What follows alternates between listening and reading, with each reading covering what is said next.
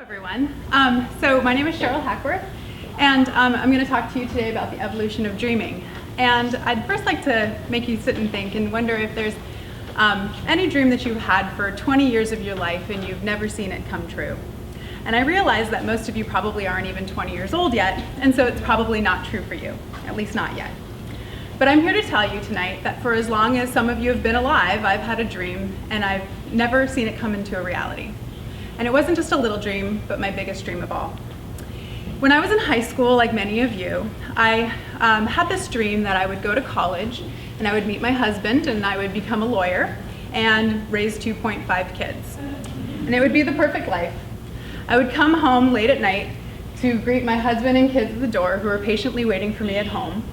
And I would go to work every morning and kick butt and take names, and I would do it all in heels and a sensible skirt.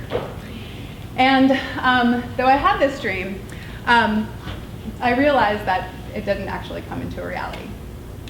Today, I find myself as a biology professor at a community college here in West Valley. And even though I go to work early in the morning, I don't arrive with an aggressive attitude like I once thought I would. But I am, of course, working really hard and still wearing my fashionable clothes and sensible shoes. But that's not the only part of my life that has split with reality. When I go home at night, late at night, it's only my dog who greets me at the door. It's not the loving smile of a husband and kids that I once thought I would have. And while that particular dream didn't come true, I've learned to evolve and adapt and change my dreams so that I can become somebody even better. When I first heard the title of this TEDx event was about the evolution of dreaming, I thought to myself, as a biologist, how would I take this? And I usually take things like that quite literally. And so I think to myself, oh, the evolution of dreams itself, right? So let's talk about the evolution, not of daydreaming for the future, but in fact, dreaming while you sleep. And when biologists think about the evolution of things, we look to different organisms. And it's clear to biologists that not all organisms dream. In fact, the best that we know is that just warm-blooded organisms that dream, and reptiles and snakes and things don't dream. And so then that leads biologists to wonder, well, why did dreams evolve to begin with, right? And we aren't still sure which animals dream and which do not. It's clear that some do and some don't. But we don't really quite understand this. Because those psychologists have been studying about dreaming for decades. Biologists have only recently started studying the subject. And so when a biologist starts to look at this question, why dreaming evolved and what is the purpose of dreaming, they look at simpler organisms. And it is clear that it's not just humans that dream, that it's also other organisms and animals dream, which I can see when I watch my own dog sleep at night. He's an expert sleep barker. He sleeps a lot, and while he's sleeping, he'll bark in his sleep and his little paws twitch as he pretends to run. And I've always wondered what he's dreaming about. Is he dreaming about a dog across the street, or is he dreaming about chasing some squirrels or something? And scientists still haven't looked at dreaming in house pets just yet. And so I'm sure that we may know at some point, but we still don't know today. What scientists have started looking at, though, is an even simpler organism, and that's the model organism, the lab rat. There was, in fact, just a very recent study done in a peer-reviewed journal, and that was published earlier this year, studying the dreams in lab rats. And what they found was that, this was an Olive-Stoddard study out of the University of College in London, and they found that their conclusion was that lab rats dream in order to plan for the future and simulate possible future actions. And the way that they ran this study was they hooked up brain imaging equipment to lab rats. They had the rats wander through a maze, and they imaged what was going on in their brain. As the rats wandered through the maze, they were able to see that there was food behind a door, but they weren't able to get to it. They then monitored the brain activity of the lab rats at night while they slept. And then the next day, they also monitored their brain activity as they wandered again through the maze, trying to find the food, this time able to access the food. What they found was that the brain imaging that happened the second day, as the lab rats were able to find the food, mimicked perfectly what was going on in the brain as the rats slept and dreamt, indicating to those scientists that what the rats were dreaming about was they remembered the maze from the day before, and then they used that memory to plan for future possible actions. And so the dreaming was all about simulating possible future actions in their possible future, which they would then attain the following day. And so this again simulates what your future actions might be, and it kind of indicates to the scientists and to us that dreaming might be really important because it sort of allows you to plan for your future. sleep scientists actually readily acknowledge that sleep is super important to the human body and to animals in general. In fact, it's just as important as food. Without sleep, you would die. And they found that sleep is so important that it's not just involved in this importance of dreaming, but it's also important for clearing toxins from the brain, for energy conservation, to help rejuvenate the body, to consolidate memories, and now we also think for dreaming and planning for the future. And so I want to take this moment and emphasize how very important it is to get a really good night's rest, right? Because if you use sleep to help you retain memories, this is what you do as a student. Right? And I wish I could continue to talk about the biological experiments that we know about the importance of dreaming and the importance of sleep. But as I mentioned, biologists only recently have started studying sleep and why it's important, and dreams and why they evolved. And so from here, I'd like to return back to my own evolution of my own dreams and my hopes for the future. As I mentioned, when I was younger, I had a fantasy about what my life would be like. And it's so cliche, but it's also so very true, that as Robert Burns's poem, To a Mouse, essentially stated, "Improving foresight may be vain, the best laid plans of mice and men often go awry, and leave us naught but grief and pain for promised joy." I won't lie, the dreams I had for my future when I was in high school still return to me sometimes and haunt me as nightmares. I'll sometimes wonder what it would be like if I had a husband and kids that I would come home to. But life has a funny way of changing and evolving, and if instead of resisting that change, you change and evolve your dreams along with it, you can find and retain that promised joy. The first change in my dreams that I had was when I went to college. After the first year of taking pre-law classes, I changed my major to biology. And that was quite a big change. I really liked political science and philosophy classes, and I thoroughly enjoyed those courses. But I also loved the endless curiosity and investigation that accompanied the hard sciences. And I realized that scientific experimentation often led to answers, whereas philosophical inquiry sometimes led to arguments, frustration, and more questions. I'd already taken a full year of pre-law classes, and so making this change, if I still wanted to finish in the 4 years I allotted for myself, required me to take an entire undergraduate biology degree at UCLA and finish that in 3 years. This is a serious dedication, a serious endeavor, and it took a lot of hard work on my part in order to finish it. I took very difficult classes for 3 years and even through summer. But I was able to accomplish that goal, and it was quite a challenge, but I was able to do it. I then went on to graduate school at UC Berkeley, where I received my PhD in molecular genetics. Even after getting my PhD, I'd still thought to myself, I want to be a lawyer. I hadn't let go of that dream quite yet. And I thought a patent attorney would be a great option. And so I applied for a variety of different positions, and the doors of opportunities began to open up for me, but they opened up for me at West Valley College as a biology professor. And I thought I'd try it out for a little bit and see if I liked it, and it turns out I loved it. And so I started going to work and inspiring students and talking to them about the sciences and just about life in general. And I can tell you that it's a fantastic career. I love it so very much, and I'm so lucky that my life didn't turn out like I thought it would. But like I said, that's not the only part of my dream that was a little different than what I thought it would be. The other half of my dream, to be married and have kids, also didn't happen. And while I've dated a couple people for a long period of time, I haven't yet seen a family materialize. And so, though I continue to date, right, I'm still trying to attain those dreams. I realized as I looked around at my colleagues at West Valley that those who were married and had kids didn't have quite as much time on their hands as I did. And I'm not one to waste a single moment in my life. And so I took that opportunity and I said, you know what, while I'm waiting for my other dream to appear, why don't I just use the time that I have now and create new goals and new aspirations for myself? And that's basically what I did. I've always loved to travel, and when I was in college I used to travel quite extensively, thinking that was the only opportunity I would have.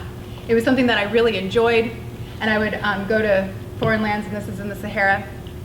And that was because I thought when I started my career as a lawyer I wouldn't have any time to travel. But now as a community college instructor, I still have 1 month off every year, and I use that opportunity to go someplace new every year. And sometimes, because my friends can't quite get that time off of work, I'll travel alone. And it's a really amazing life to be able to see new people, see new cultures, and experience foreign lands that way. Throughout college and graduate school, I also found myself really dedicated to my academics and my studying. And as a result, my health suffered. I had heartburn, I had serious allergy issues, I would throw up randomly just out of stress, and I gained weight and was just generally very unhealthy. I couldn't even run a mile without walking. And so with my newfound time in my career, I decided, why don't I use that as an opportunity to change my health and change my lifestyle and better myself. And so I took up running, I changed my diet, and it eventually led to trail running, and I lost nearly 40 pounds. I no longer have any heartburn issues, I don't have any allergy issues, and I don't remember the last time I threw up, which is nice. And my doctors regularly tell me I have the overall health of an athlete, which is always weird to me hearing, considering that I was so unhealthy when I was going to school before. But not only have I discovered a new lifestyle, but I've also realized how happy having exercise and a healthy lifestyle can make you. And it's on my many trail runs that I'll find a runner's high, and I'll get to the top of a peak or something and just whoop for joy and appreciate the trail run down. After one particularly good relationship ended, I took up rock climbing. And I first started at Planet Granite in Sunnyvale, and there I met some amazing people, and they told me that I should start trying to climb outside. And so I went to Castle Rock, and I started climbing there, and then to Pinnacles, and then to Yosemite and Tuolumne. And then from there I went and started climbing in the Grand Tetons and in places in Utah. And so all of this I was able to do because of all the free time that I had, not working 8 a.m. to 10 p.m. every day at a job. It's on these long routes when I look out at the world around me and I'm on like this rock ledge and there's just open space all over, that I really realize what an amazing life that I have. And again, I sort of am astonished by this, considering that I couldn't even run a mile when I was in college. My love of rock climbing has led to another hobby, mountaineering. And I've successfully summited Mount Kilimanjaro, Mount Shasta, Mount Rainier, and a lot of other mountains in the Cascades. I also summited Mount Aconcagua in Argentina this past January, which is the tallest peak outside of the Himalaya. And I've met some really great friends along the way as well. And it's on these mountaineering trips that I've discovered my greatest joy in life. And that is when you wake up before dawn at like 2 a.m. and you start climbing up a mountain and you can't see where you're going. And you know that your goal is up there somewhere and the summit's there, but you can't see it. And you don't know how far away it is, but you know it's in front of you. And you just keep walking step by step toward that goal. And eventually, the sun will rise and it bathes the entire world around you in the warm light and glow of the sun. And it warms you up, and you're also able to see everything around you. And that, to me, is what brings me the most joy in my life. It's so much so that it often brings me to tears. It is my absolute favorite thing in the world, and I never would have discovered this if I had been a lawyer with a family at home. I now have some other hopes and dreams that I can't believe I'm actually saying, but I am planning on climbing Denali in a year and a half, and some peaks in the Himalayas after that. I also wanted to enjoy my hobbies in the winter because, again, I don't want to ever sit around and do nothing. And so I took up skiing in my early 30s. And this is someone from San Diego, and I'd never seen snow until I was in my 20s. And my parents instilled a fear of snow in me. But I sort of took that and realized that a lot of people really enjoy skiing, and so will I. And so I took some lessons in my 30s, and I learned how to ski. And because of my academic calendar, I was able to spend some ski trips. I chased some powdery snow across the US. I've even skied in Alaska. And in less than 2 weeks, I'm headed really far south to meet up with a friend of mine that I met in Argentina earlier this year to go skiing in Antarctica, which will help me fulfill one of my other dreams, which is to travel to all 7 continents in the world, and I'm going to do all of this before I'm 40. Would I have been able to do any of this if I had a family to worry about and care for at home? Probably not even if they were really understanding. I've come to realize that I've made quite an impact on a number of people in my life. And I've lost track of how many former students and friends have told me that I lead a very inspiring life and that I cause them to explore new possibilities in their lives as well. I've had so many people ask me for advice on how to change diet and exercise in order to lose weight, on how to travel solo in a foreign country, especially as a woman, on how to attain success in an academic life or even in an academic career. And then of course also some of those hobbies that I have. I've had some students ask me how to get into those as well. And again, if I think of what I had planned for my life, I was just going to mentor 2 or 3 of my own children. And it turns out that I'm actually a mentor to literally thousands of people, of former students of mine, that still come back to me and tell me how much I've changed their lives. I've increased their just general happiness. I've caused them to take on new challenges and new adventures in their life. And that makes me so happy whenever I get an email from a former student. It amazes me how much I've been able to do with my life with just the few short decades that I've already lived. And I attribute that to 2 really, really important things. One of those is I always set goals and I always try to attain them. And the second thing is that I don't waste a single day. Every day of my life I take as a precious gift and I don't like to waste any of it. And so I'm always working to achieve these goals. And while I might not achieve every goal I set for myself, for whatever reason, I realize that what I can do is alter, change, and improve my goals, help my goals evolve so that I can find the happiness and joy that I know is waiting for me. So while I'm chasing that promised joy from Burns's poem, and I can keep myself busy with lots of dreams, big and small, and remembering that it's not important whether or not I achieve the goals, but that I have the goals and I'm constantly striving for something, right? And never losing hope. So what does this mean to you? You're going to hear today from a lot of the speakers about setting goals and attaining your dreams.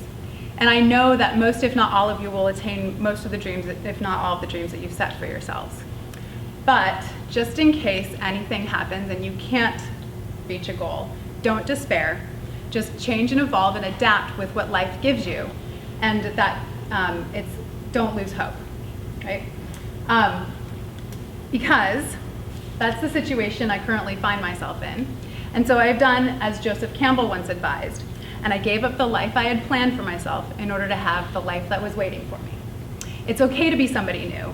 That new person might be better than anybody you ever could have imagined she would be. Thank you. Recently, Fair Oaks Park was swept of homeless people. That's a local park you people are probably familiar with. If you've ever left a Sharks game at 10:30 at night and walked 5 blocks to your car, you've looked askance dealing with homeless people in downtown San Jose. If you've ever left a restaurant on University Avenue in Palo Alto at 10:30 at night on a Saturday, you've noticed that it's you and your friends and a few intoxicated Stanford students and a large homeless population. So why is this? Why, where we live, is there such a large, significant homeless population? When we think of the homeless, we think of people that are mentally ill. We think of people that are addicts, that are dependent on drugs and alcohol, things like that. So what I'm going to try to do today is kind of help you reimagine the face of homelessness in Silicon Valley and the peninsula. What am I doing wrong? Here, I'll just run slides. I can run it if you just tell me what to do.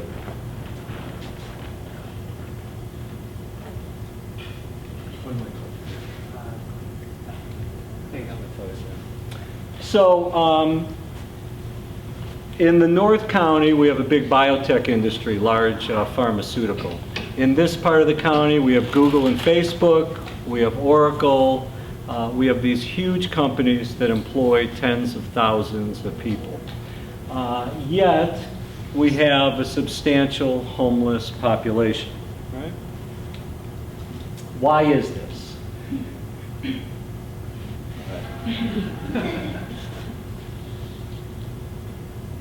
You can run my slides. Okay. So in San Mateo County is just north of here. It's bifurcated by the coastal range. East of the coastal range is a densely populated urban area. West of the coastal range, there's many migrant seasonal farm workers. In San Mateo County, there are almost 1,300 unsheltered homeless people on the streets every night. The modal, the most frequent homeless person on the streets of San Mateo County is a young person ages K through 8. Why is that? Because in San Mateo County, most homelessness is family homelessness. It's largely single parent families, although not exclusively so. Most have more than one child, and actually most of the K through 8 kids are females, because about 51% of our population is females. San Mateo County, tonight, bedding down 1,300 people. Next slide. In Santa Clara County, the demographics are different. We have a large urban area. It includes San Jose. The modal homeless person is a single adult. Every night in Santa Clara County, not in shelters, not in jail, not in hospitals, there are over 5,000 homeless people on the streets every night. So what's the cause of this? Well, the primary cause of homelessness, although not exclusively, and we'll talk about this, the primary cause is the cost of housing. Redwood City, these are one-bedroom apartment prices. The average one-bedroom apartment costs $2,300, over $2,300. Redwood City 10 years ago was a working-class community where the average one-bedroom apartment was just under $1,000. A $2,300 apartment in Redwood City costs $30,000 a year. You need to earn about $38,000 just to pay your rent. No utilities, no food, no transportation, no tuition, just to pay your rent. So the Bay Area is expensive, but where we live, Santa Clara County, San Mateo County, is exceptionally high. Even in an expensive state, and these are average one-bedroom prices in every county in the state, the Bay Area is exceptionally expensive. And in the nation, there are only 3 states where the average one-bedroom apartment costs over $2,000 a month. New York's the most expensive, California's second, and Massachusetts is also over $2,000 a month for a one-bedroom apartment.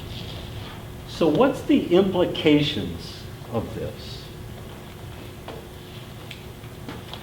Well, what is the value of a job? Who are our homeless people?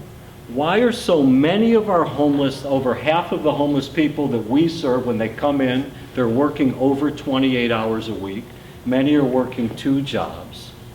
Why are so many people employed many hours a week and sleeping in their cars or in a cardboard box? Well, many are working in box stores, in Walmarts, in Kmart's, in Costco's. These are service sector jobs that pay $10, $11, and $12 an hour.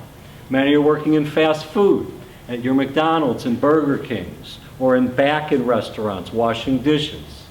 Many are working in retail at The Gap, at Forever 21, at Banana Republic.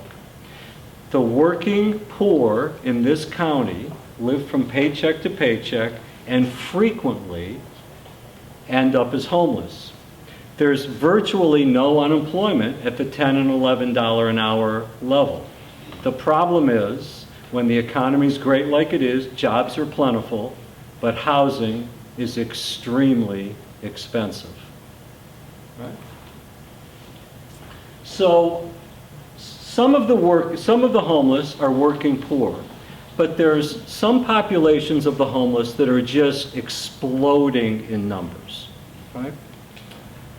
So who are the new homeless in Silicon Valley, in the peninsula in Silicon Valley, in Santa Clara and San Mateo counties? So you folks know what this is. This is a supermarket checkout.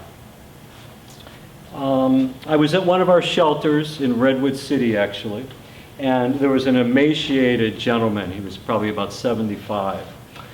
And he had just been admitted to the shelter, and I asked him why he was so thin if he was so poor that he didn't have enough to eat. And he said, no, you know, I'm very, very poor, but I'd go to the market every day until recently. And I'd go because the cashier at the market that asked me paper or plastic was the only person that talked to me all day long. And that's why I'd go to the market, to have some social interaction. And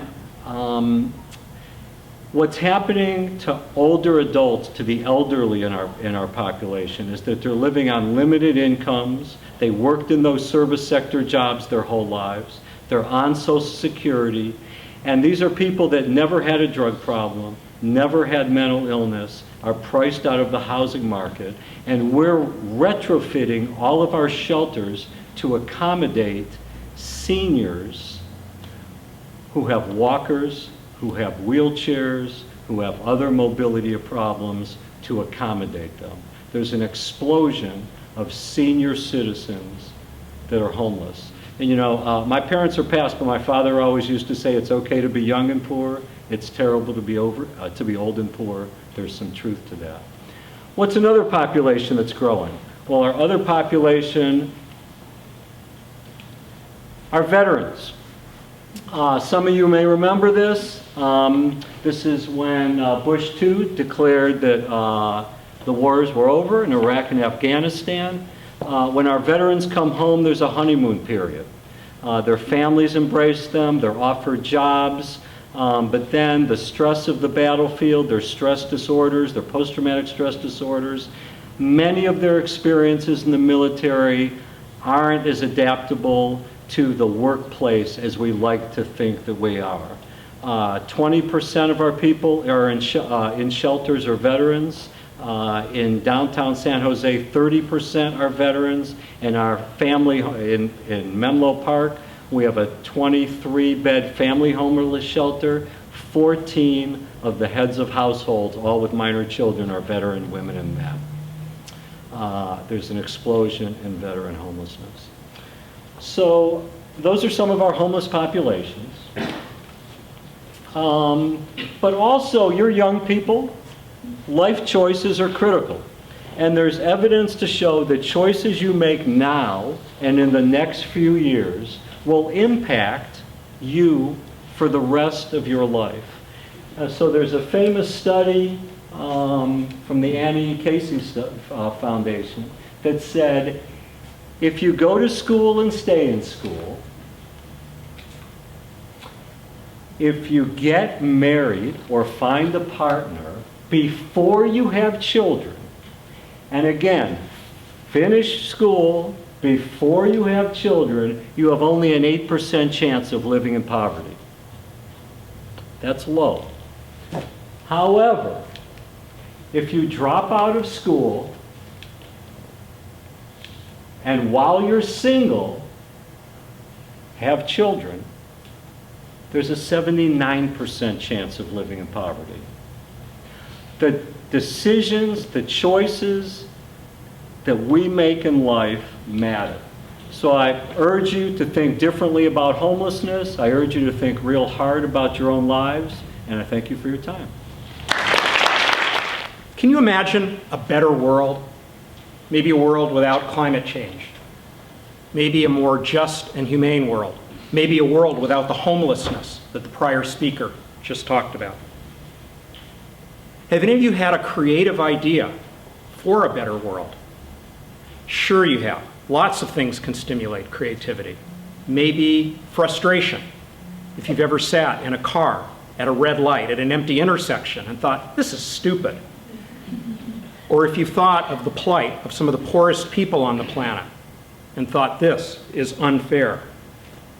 Your own ideas are the beginnings of creativity and innovation, and they can be stimulated by frustration or injustice or the sorts of things that you go through every day. I want to talk to you about disruptive innovation. There are different kinds of innovation. Change can be gradual and incremental, or disruptive and huge. I'm particularly interested in disruptive innovation because it's the most impactful. I'm an engineer. I spent the early part of my career trying to be more innovative in my own work, then as a manager trying to help others to be more innovative, and now I've studied the habits of successful innovators to see what all of us can learn about innovation. Early in my career, it was my job to build thin layers of semiconductors to try to make an infrared semiconductor laser. The laser that my coworker and I worked on was wildly successful, and in fact, we set a new record for performance for lasers at that wavelength. At about the same time, some of our coworkers published a theoretical paper where they claimed to prove that it was impossible to build a good laser using that approach. The same approach we had just used to set a new world record. In describing this, our boss said, "Well, of course you built a great new laser. You didn't know it was impossible." At the time, we all thought that was pretty funny, but it got me thinking about the elements of innovation and creativity. We found that most people can be successful innovators. It takes effort, but most people are creative enough and smart enough. You have to pay attention, you have to be persistent, and it helps to have successful models and examples that you can follow. Let's take a look at some successful examples of innovators and then see if we can generalize on the results. In our research, my coworker Sarah Rist and I have found 3 archetypes of successful innovators. We call them the interdisciplinarian, the diligent scientist, and the futurist. There may be other types. Some of you might be another type, but these are the 3 types that we found. The interdisciplinarian talks to people in a variety of other fields. Interdisciplinarians are collaborative. Craig Criddle is an environmental engineering professor at Stanford, and he's interested in wastewater treatment. Cleaning up wastewater, the water that goes down a sink drain or that we flush down a toilet, so that it's clean enough to put back into the environment is a big deal, and it uses a lot of energy. Craig realized that the pollutants in wastewater contained energy in them, and he wondered if it might be possible to capture and harness this energy so that a wastewater treatment plant could actually generate energy instead of being a user of energy. Craig developed a microbial fuel cell that converts the pollutants in wastewater into energy so that wastewater treatment plants can now be net producers of energy instead of net consumers of energy. The diligent scientist is methodical. They break complex problems into smaller parts and then make progress on each part in hopes of achieving a breakthrough. Yi Shui is a material science professor at Stanford, and he wanted to build a better battery. How many of you have been frustrated with electronic devices that don't last very long before they need to be recharged? Your iWatches, your smartphones, your electric vehicles, your Teslas, they all only go a short time before they need to be plugged in and recharged. What we need is a better battery, a battery that can store more energy. Yi didn't know very much about batteries, but he knew a lot about materials and molecules and atoms. And he set out to build a better battery, a battery that could store more energy and operate through more charge-discharge cycles before needing to be recharged. The futurist spots trends before others and then applies those trends to different domains. Leslie Marincola is founder and CEO of Angaza Design, and she wanted to eliminate kerosene lanterns from the world and replace them with LEDs, batteries, and solar panels. More than 1.2 billion people on this planet lack access to reliable electricity. and many of them use kerosene lanterns to light their homes. Kerosene lanterns are a public health disaster. They produce a weak and flickering light that's hard on the eyes. They produce smoke and indoor air pollution that causes lung disease. And they cause burns and fires. LED lamps and solar panels are a cleaner and safer alternative, but the upfront cost is much higher. Leslie recognized that kerosene lanterns are actually more expensive in the long run because the users need to keep buying more kerosene fuel every day or every week. She developed a pay-as-you-go scheme for solar lanterns where people could pay less each day for a few hours of LED light than they would have paid for kerosene, while building equity in the LED solar system, and then after a few months, they own it outright.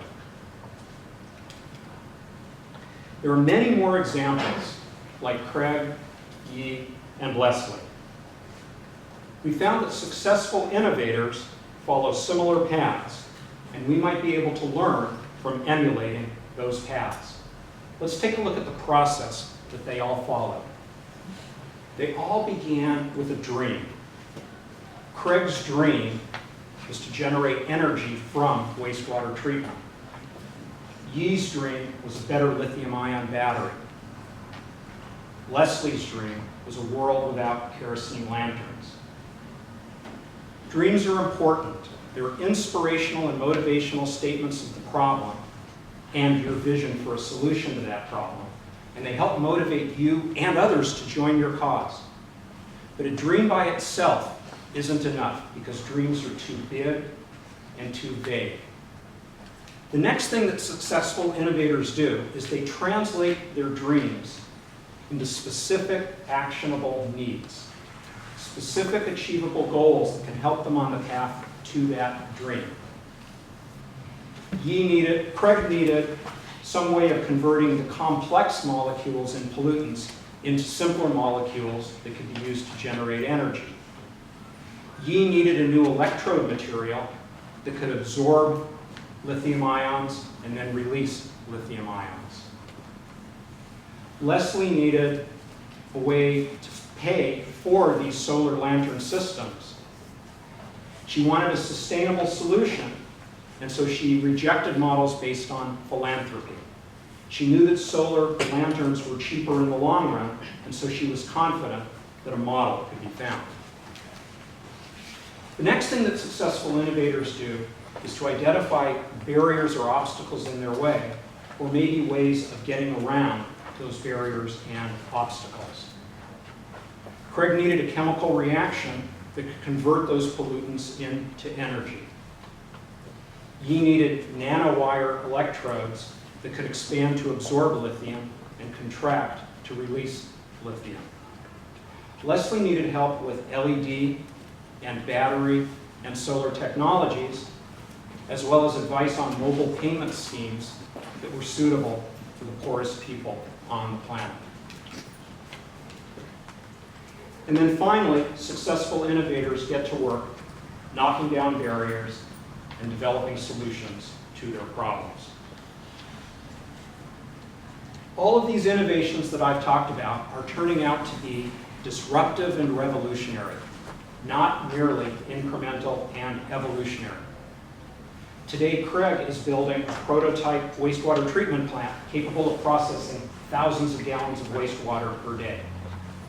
If he continues to make progress with this technology, we'll eliminate the need to power wastewater treatment plants.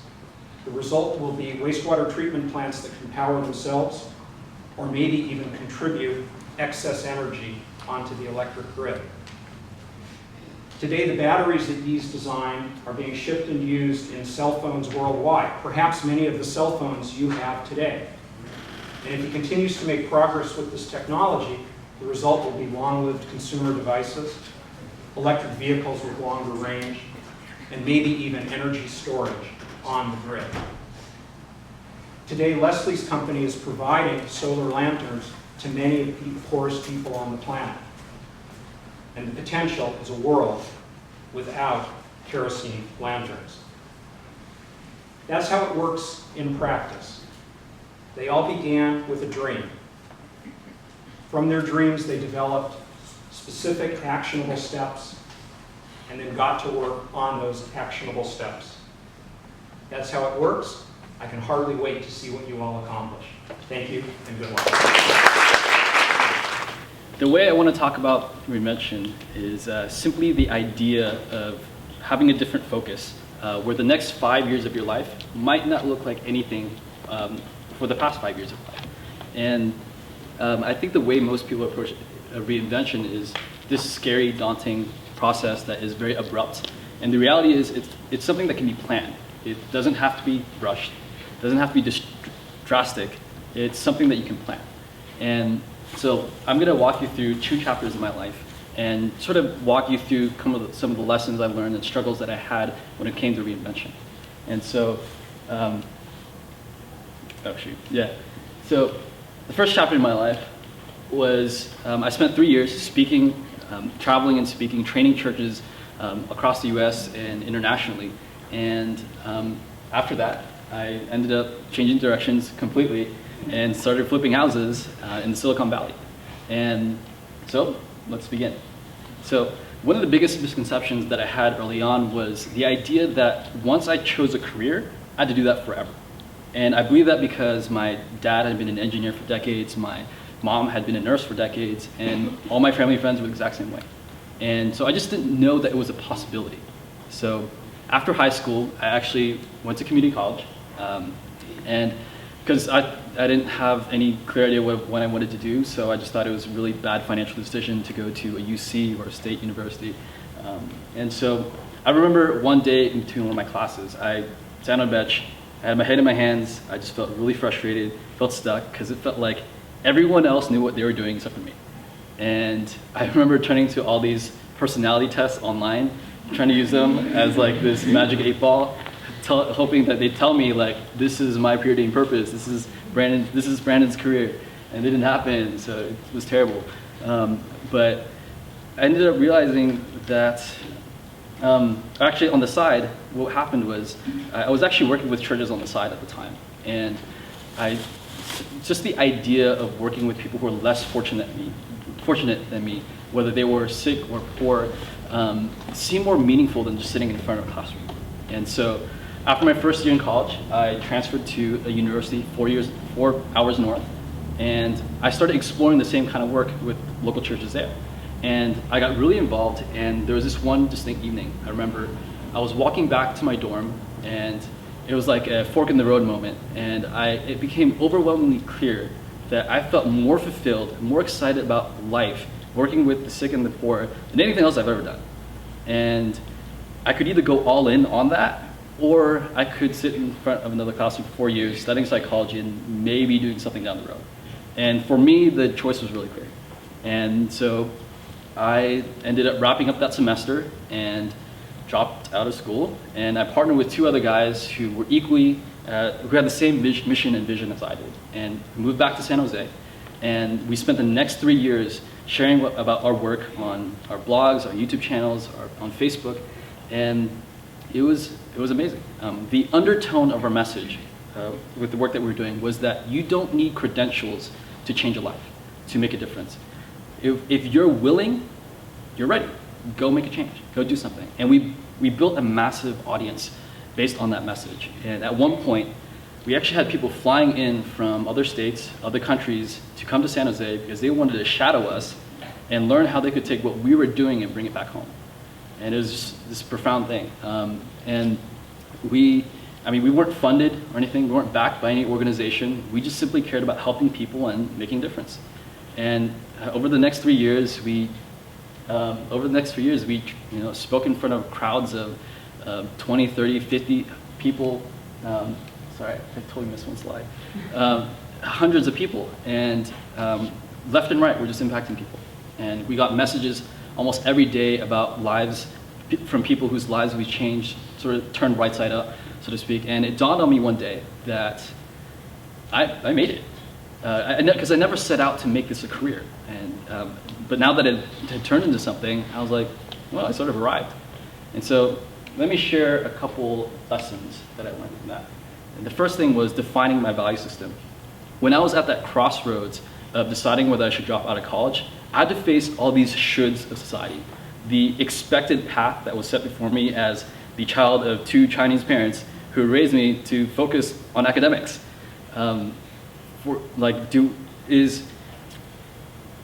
Is pursuing this academic, do I follow this beaten path of something that I don't resonate with, or do I pursue meaning or purpose? Is financial stability more important than living a life of meaning?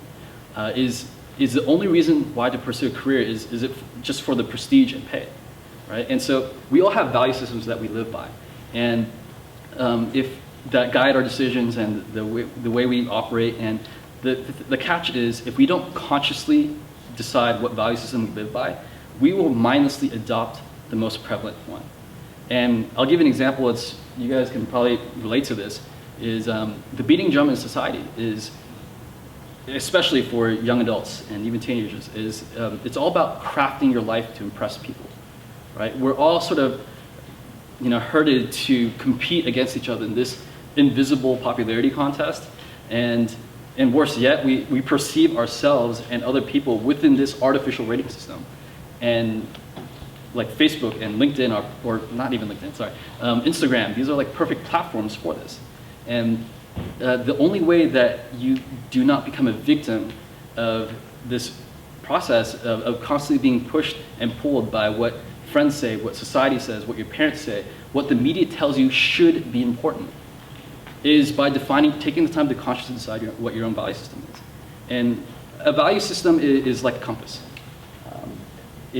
Knowing where north is for you means that regardless of whatever circumstances you're in or the people you're around, you know where you stand, and you know what direction you're headed. And the thing is, most people have a broken compass. Most people get swayed by the people they're around and the environment they're in. And so by taking the time to define for yourself what is and isn't important, or what is more important or less important for you, that is what will give you freedom and confidence to pursue your life, or pursue your own path without any hesitation. And so for me, as a 19-year-old, I decided that living a life with meaning and purpose is more important than what everyone else was telling me. I decided that money is a tool. It is not an indicator of my worth as a person. It is useful, but is not the end all. I decided that when it came to career, 3 things matter more than anything else. Autonomy, the freedom to say when, where, how often, how intensely I pursue something. Second, challenge. Am I in an environment where I'm constantly learning, exposed to new ideas? Am I surrounded by smarter people? And 3, a sense of community and belonging, where I'm, the camaraderie of working with people on a tight-knit team, going through struggles and victories together, and just being around people who are equally committed to a cause as I am. And so taking the time to define these values, this value system for me, was what gave me so much confidence to it made it a lot easier to make pivotal life decisions for me. And so that's the first lesson. Second lesson is surround yourself with people who help build your momentum. Surround yourself with people who give you energy, not people who are naysayers, people who constantly question every move you make. So as I mentioned earlier, I grew up in an environment that had a very high emphasis, extreme emphasis on academic achievement. I went to Greenberg, right? And extreme in the sense that academic achievement was used as an indicator and even a predictor of future success. And I didn't agree with that. I had to run against all these preconceived notions of what people thought.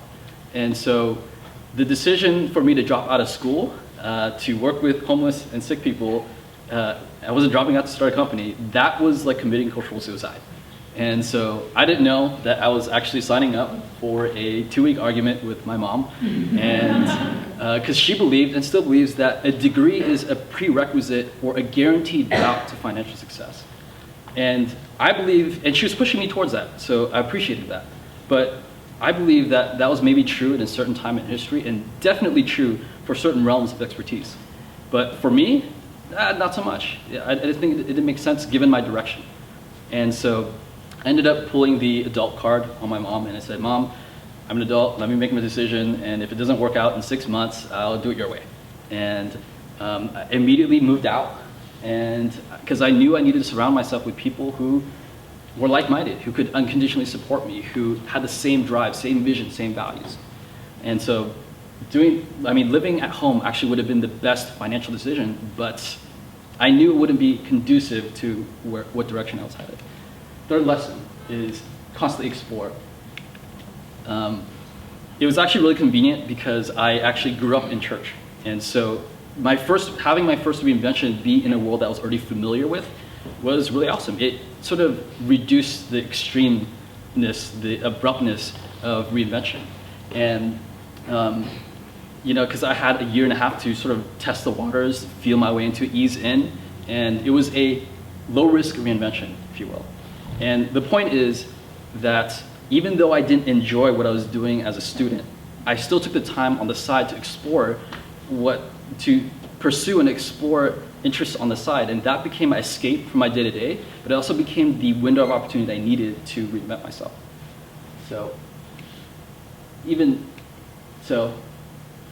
now, I'm constantly looking for new ways to reinvent myself. I'm talking to random people, my Uber drivers, the banker, the hairdresser, the flight attendant, whatever. I spend like an hour a day on Quora.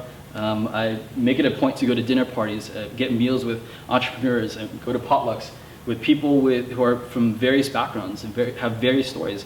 And despite being a heavy introvert, actually, and I did that because everybody has a story. Every conversation that I have is an opportunity for me to benefit from their hindsight, get a glimpse of their hindsight, so that it can inform my worldview. And every now and then I get lucky and I hear a story that resonates with me, and I sort of log that in the back of my mind and keep it for future reference. And so let's continue on. Flipping houses. So just as I reached the peak of traveling and doing what I loved, my attitude actually began to shift. After doing it for 3 years, I noticed this trend. I noticed that there were a lot of good and well-intentioned people with a lot of grand visions to impact society for the better. And they were all missing one thing. They never had any money. And I was in the same boat. And so it just struck me as a very frustrating challenge, and it was almost like a silly barrier. Like, why don't we have money? And so I just decided, you know what? I'm gonna be an answer to this problem. I just assumed that, you know what, no one else is gonna address this, so I'm gonna do it. Being a 22-year-old at the time, I had nothing to lose. I had my whole life in front of me, so I just went for it. And so I ended up spending the next summer reading about business, investing, every book that I could, that I knew of at the time. And I ended up reading somewhere that 70 to 80% of millionaires own real estate. And so just from that, I made this crazy blanket assumption that, okay, let's do real estate. And so when one of my friends told me about this seminar where you could learn about how to flip houses with no money down, we went for it, even though everyone online said it was a total scam. Mm-hmm. And we dove headfirst into it. We were really determined to not be part of this whole 90% of businesses fail in 2 years statistic. And the first few months were terrible because we were struggling to make sense of this very competitive industry with a lot of competition. It was very sophisticated. And so after about 5 months of hustle and grind, we came across our first deal. We got under contract. We were going to close it in 30 days. And we had lined up someone to fund it, did all the due diligence. Everything was lined up. And the day after we were supposed to close, the guy who was supposed to fund our deal texted me and said, in so many words, sorry, I can't fund this deal anymore. And that was one of the longest nights of my life, because that deal was our all-in. If that deal didn't work, any chance that we had in our career in real estate would have been over, just like that. And so we scrambled that entire evening. We called everybody we knew in the industry, try to find someone who salvaged the deal, and we ended up meeting someone the next morning who ended up salvaging our deal. And he generously offered for us to place to stay on board his company. And that person is actually now my boss and my mentor today, and I'm only flipping houses still because of him. And that leads me to present day. And so two things I want to highlight is, first is the idea of going from somebody to nobody. The decision that I made going from this known international speaker to this nobody in real estate was a big barrier for me, because I could have easily kept going, riding this wave and just hit cruise control. So like, why start over at zero? Why become a nobody again? Why re-earn all my stripes when I've already done it? And so this was actually another chance for me to reevaluate the value system like I'm talking about. I had to ask myself, am I going to allow people's perception of me dictate the decisions I make and my perception of my self-worth? Right? Is my worth rooted in something more substantial than what the public thinks of me? And lastly, what if I choose to believe that I'm significant regardless of whether people thought so or not? And so, second point is, does this invalidate my past? Because I had this misconception that careers were forever, right? And so the idea of reinventing myself and pursuing something new was like, well, why don't I just throw out the last 3 years of my life, right? So the struggle that I went through, or what I realized, was that I ended up, because I had this efficiency mindset that said, why am I taking this one step if in 20 years I'm not going to be doing anything that's close to this, right? So I feel like I'm just wasting my time if I do something different. And what changed was I ended up coming across this comic that said it takes 7 years for you to master something. And if that's the case, that means you have, the moment you graduate high school, you have 10 chances, 10 lives to live. That means you have 10 chances to build a career, 10 opportunities to reinvent yourself. And for me, realizing that I had more than one shot to figure out what I wanted to do with my life pulled me out of this tunnel vision, this paralysis from analysis of choosing the right career. And it gave me permission to explore it. It gave me permission to try something new. And it gave me the luxury of realizing that I could go back and revisit one of these lives if I wanted to. And on top of that, I realized I could take the skills from one of these older lives and then carry it on to my next life. And so that's actually what happened in real estate, where the skills that I learned in learning how to talk to the sick, the homeless, the poor, were completely relevant in my business interactions. And even today, my ability to just talk on stage is a byproduct of all these talks that I used to do in nonprofit. And so the skills and knowledge that I accumulate over each reinvention, they will stay with me forever. And so I'm actually really excited for my next reinvention.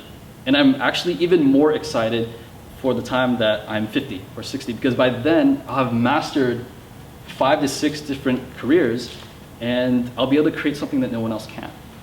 And so what I've actually presented to you is actually 2 paths to reinvention. And I think most people, again, like I said in the beginning, most people expect or think that reinvention is this abrupt process. And the reality is, yeah, you can go the route that I did in real estate, where you go cold turkey, go all in, no parachute. Or you can take a year, 2 years, 3 years to slowly ease into something, explore it on the side. And like I did it with nonprofits. And so second option is actually what is going to make most sense for most people. And so let me tie all this up with just a 5-step framework for how I reinvent myself now. And so the first step is explore, right? There's so many people here, right? So ask people, and when you go off to college or wherever, just day to day, talk to people, have conversation, ask them, what is your career like? What do you enjoy about it? Why do you enjoy it? How did you get into it? And what is the big picture? What is it all leading to? And then second is validate. That's why I was talking about the value system, your compass. I'm always lining it up against, autonomy. Like, am I going to have freedom? Do I have to clock in, clock out? Because if it is, I don't want to do it. That's my value system. And I would continue with a sense of challenge and a sense of community. And then after that, try it. Take evenings, take the weekends to try something new. And then plan for it. If everything checks out, if 1 through 3 checks out for you, then start planning for it. Is it going to make sense tomorrow? Is it going to make sense 6 months from now? Is it going to make sense 2 years from now? Maybe 5 years from now? And once that all checks out, make the jump. And so this is a constant repeating process for me. I'm always repeating 1 through 3, 1 through 4 all day. And that's it. I'll leave you with one thing. Leave you with one thing. I hope that with all these frameworks that you'll be able to see the possibility of creating your life within the framework, within the sandbox of your own value system, to create your own rules, blaze your own trail, rather than blindly following what society says or the media says. Right? I hope that this sort of I hope that you feel empowered to explore your options, to be curious, to stretch yourself, to grow, to give yourself permission to redefine yourself. And so I'll leave you with this. Be bold. Do things you care about. Think for yourself, because the best years are still in front of you. Thank you.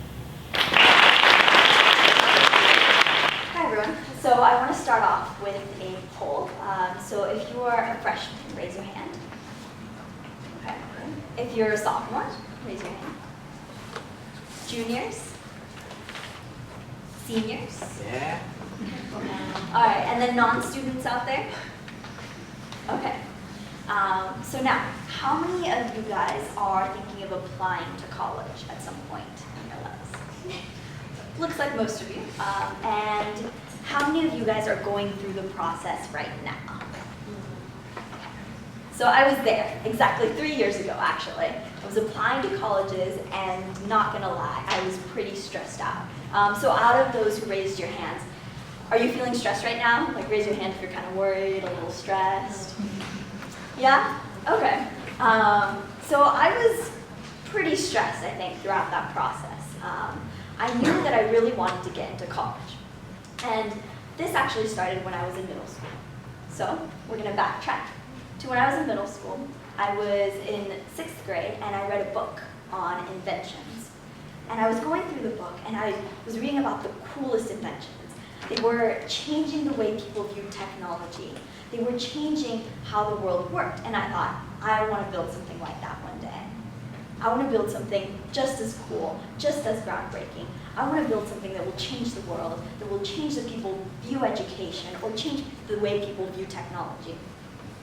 And I looked at all the inventions, and then right next to the picture of an invention was the name of the inventor, and then the college that they went to. And so I looked at that and thought, okay, that must mean I must go to college. Like, that's the next step. I didn't really know what college was. I was 10 years old. I thought it must be some building somewhere you go to and you learn how to build cool things. But I knew I wanted to get there. So college became my next goal. Fast forward a few years, and I'm in high school. I go through the application process, super stressful. And then, fortunately, I get into college. I'm in college now. And before I got to college, I always thought, okay, when I get to college, that's when I'm going to learn how to build cool things. That's when I'm going to learn how to do all of these things. And that's when I'm going to be able to accomplish those goals that I had. And I got to college, I came to Silicon Valley, and I looked around me. There were a lot of cool tech companies around. I thought, oh, that company over there down the street, that's pretty cool. This company is doing some cool things. And a bunch of these companies would come to campus to talk to us. And they told us about all the work that they were doing. They told us about how cool it was to work there. They told us about the free food and the swag and how you get to play ping pong during work hours. And I was just blown away. I was like, wow, that's really cool. And I talked to people, and they all seemed like really cool people, interesting things. And I thought, I want to be able to play Xbox during my work hours. So then that became my next goal. I was like, I should try to apply to companies. And I went through the application process again. And again, a little bit of stress, some interviews along the way, and eventually got an internship. And then the next summer, did the same thing, got another internship. And then one day, my parents called me. And they told me that I was in college, so they were going to clean out my room and then turn it into a guest room. It happens, don't worry, it's fine. But as they were cleaning out, they told me that they had found a paper that I wrote. And this piece of paper was something that I wrote when I was 10 years old. And it was a bucket list. It was a list of all the things that I wanted to accomplish eventually in life.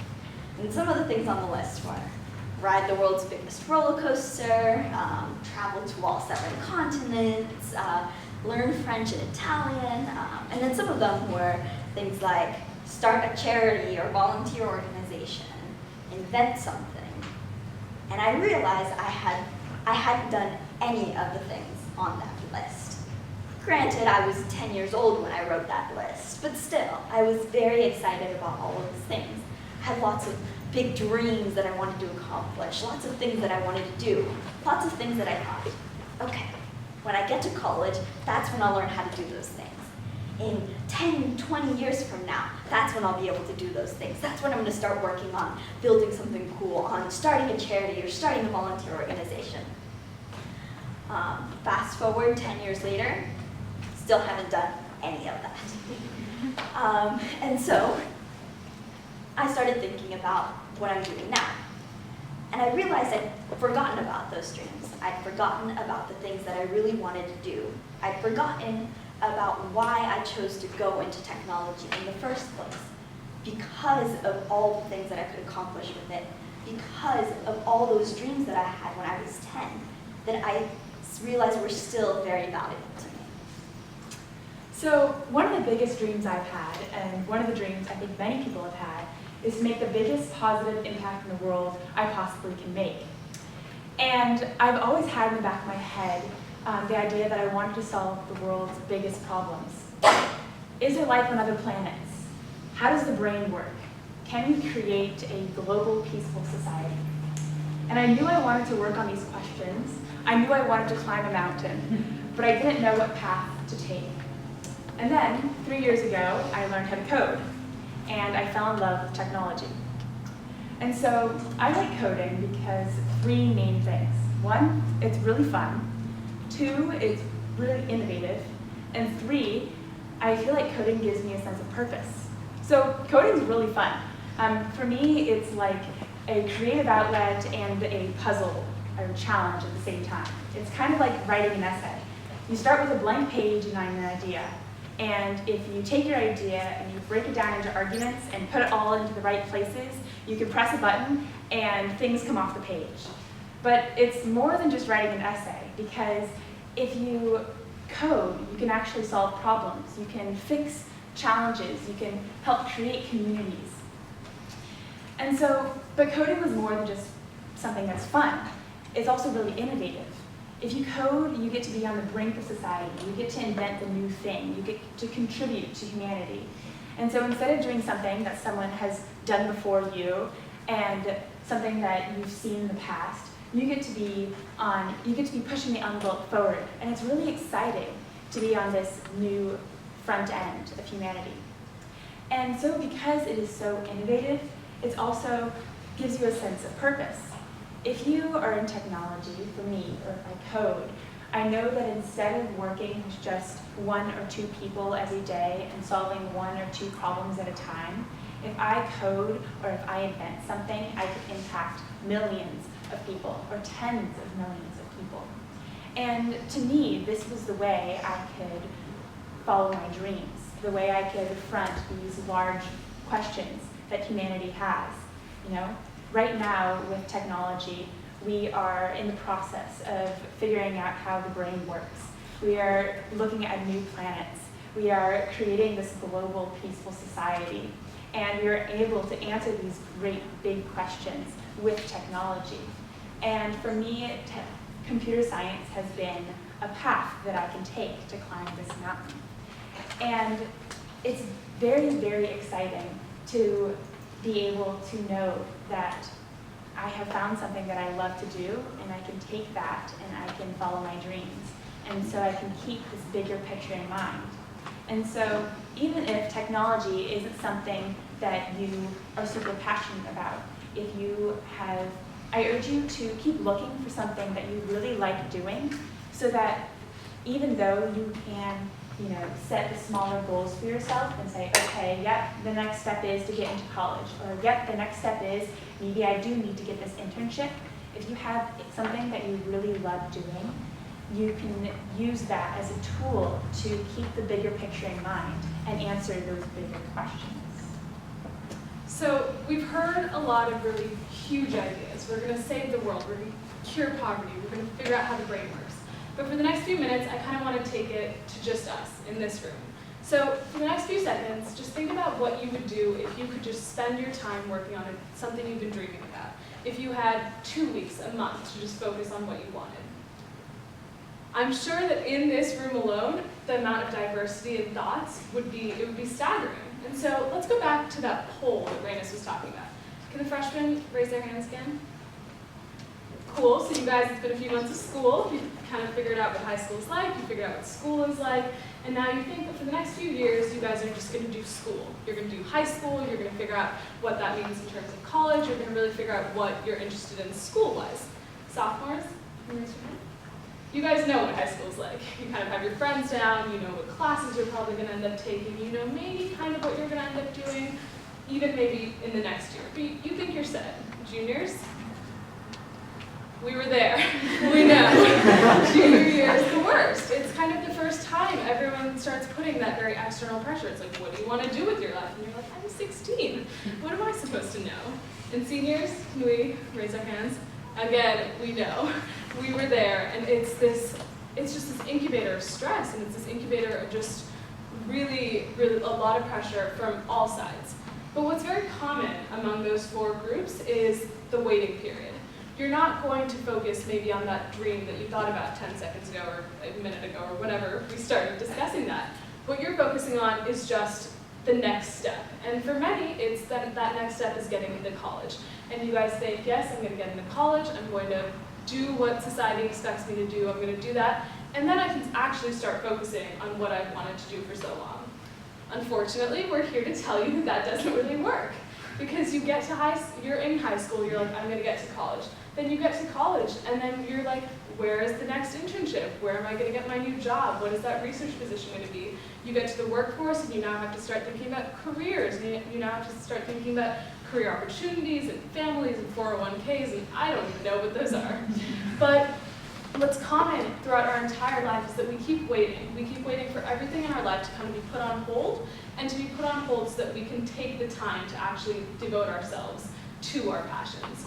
But in order for those crazy moonshot ideas that Reynis and Petra were talking about, in order for people to figure out how the brain works, to get people on Mars, to cure homelessness, to do all of that, we need people who are willing to just stop now. We need people who are in their daily lives are willing to say, I have a bio test next week, but I'm just going to work on this today. And it's going to be hard, and it's going to be scary, and even we will readily admit that we don't really take our advice all the time. But in order to live the kind of future that we're really excited about living, in order to live one in which poverty isn't a problem, in order to find out the new scientific breakthroughs, we need that diversity of thought. And it's completely fine if you guys don't want to do tech. That's what we're interested in, but that does not at all mean that that's what's going to be the future. We need artists, we need creatives, we need humanitarians, we need people who are all of that and also technologists. But together, with that shared future is the way that we're going to finally get to